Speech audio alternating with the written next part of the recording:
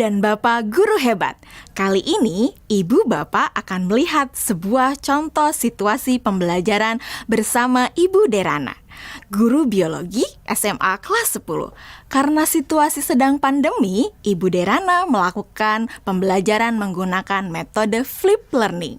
Flip learning adalah model pembelajaran di mana sebelum pertemuan daring dengan guru, murid diminta untuk mempelajari materinya terlebih dahulu secara mandiri. Mari kita lihat bagaimana Ibu Derana mengelola pembelajarannya.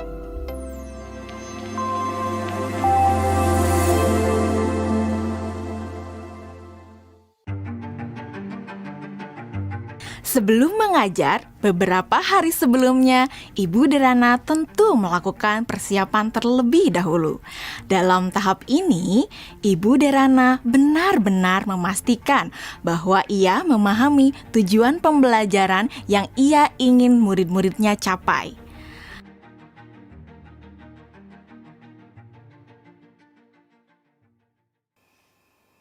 Kemudian, Ibu Derana mempersiapkan bahan dan sumber belajar yang berusaha ia sesuaikan dengan kebutuhan belajar murid-muridnya.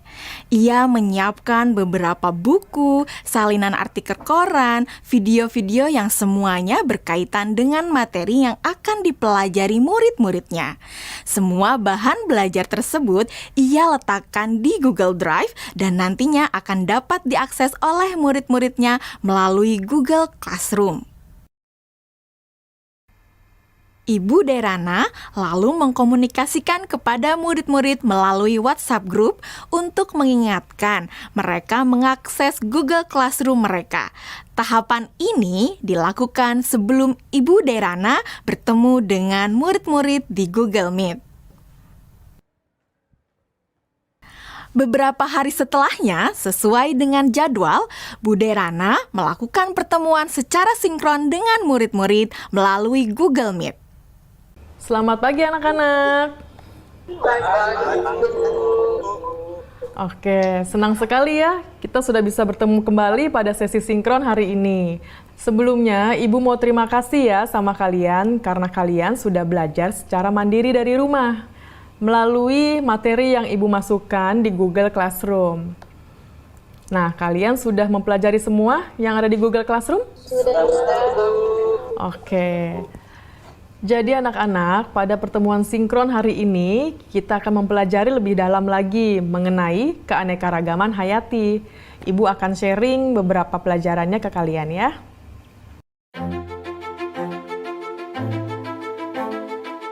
Nah, anak-anak, sekarang Ibu ada pertanyaan. Jawab pertanyaan dari Ibu ini ya. Tingkat keanekaragaman hayati mana yang paling penting dilindungi terlebih dahulu? Mengapa demikian?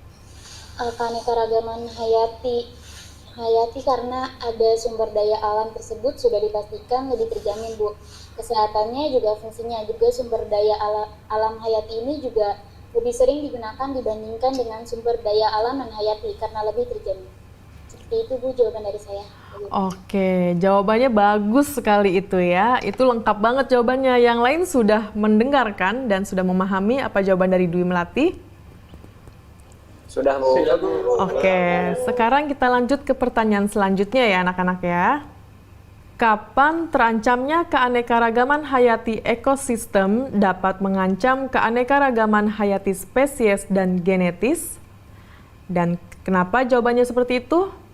Kalian bisa menjawab pertanyaannya melalui kolom chat ya. Selama sesi sinkron, Ibu Derana memberikan pertanyaan-pertanyaan lainnya yang dapat memperkaya materi dan pemahaman murid akan konsep. Di akhir pembelajaran, Ibu Derana memberikan murid tantangan untuk menganalisis ancaman pada satu lokasi di wilayah Indonesia yang membawa dampak negatif bagi 3 tingkatan keanekaragaman hayati. Berikut rekomendasi penanganannya. Yusuf, silakan. Tugasnya dibuat dalam bentuk apa, Bu? Apakah boleh dalam bentuk infografis? Oke, ada lagi yang mau ditanyakan? Yang lain ada yang mau bertanya? Nadia. Oke, silakan pertanyaannya apa Nadia? Apakah boleh dalam bentuk poster juga, Bu? Kalian boleh memilih bagaimana cara kalian menunjukkan pemahaman kalian. Bisa melalui video, poster, tulisan, dan sebagainya. Ya Bu, izin bertanya. Ya, Lokasinya yang dipilih gimana ya Bu? Apakah ada ketentuan-ketentuan khusus? oke. Ada lagi yang mau bertanya? Ibu simpan dulu pertanyaannya ya. Bu, saya mau tanya, apakah untuk mengerjakan tugas ini kita harus datang ke lokasi tersebut, Bu? Oke, untuk lokasinya tidak perlu datang langsung ke lokasi tujuan ya. Jadi kalian bisa mencari langsung itu melalui online. Bu Derana melakukan diferensiasi produk dengan membebaskan murid memilih bentuk hasil pekerjaannya atau produk tugasnya sesuai dengan kenyamanan murid. Anak-anak, tadi Ibu sudah sampaikan ya bahwa hasil pekerjaan kalian dapat dibuat dalam berbagai bentuk produk. Artinya, kalian boleh memilih apakah kalian ingin menyampaikannya dalam bentuk poster digital, website, video, blog, presentasi PowerPoint, dan sebagainya. Nah, sekarang silahkan kalian sesuaikan dengan minat dan kenyamanan masing-masing. Namun demikian, kalian harus memperhatikan bahwa yang akan Ibu nilai adalah apakah kalian dapat menganalisis ancaman pada satu lokasi di wilayah Indonesia yang membawa dampak negatif bagi 3 tingkatan keanekaragaman hayati. Berikut rekomendasi penanganannya. Jadi, poin-poin kriteria yang akan dinilai akan berkaitan dengan hal tersebut. Nah, agar kalian bisa memahami dengan jelas tentang kriteria penilaiannya, mari kita diskusikan kriteria penilaian tersebut bersama-sama ya. Bagaimana?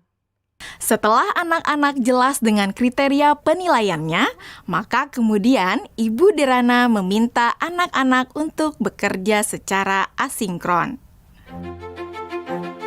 Selamat tenggat waktu pengerjaan tugas untuk membantu murid-murid yang masih mengalami kesulitan. Ibu Derana menyediakan slot-slot waktu tertentu untuk berdiskusi secara individual maupun secara kelompok kecil. Saya ingin konsultasi, Bu. Iya, boleh. Bu Derana memberikan waktu kepada murid-murid lainnya untuk dapat mengkonsultasikan draft yang mereka buat.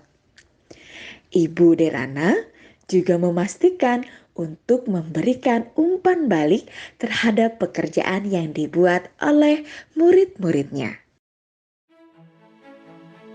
Ibu dan Bapak Guru hebat, demikian video singkat salah satu contoh penerapan pembelajaran berdiferensiasi. Tetap semangat, Ibu dan Bapak Guru hebat.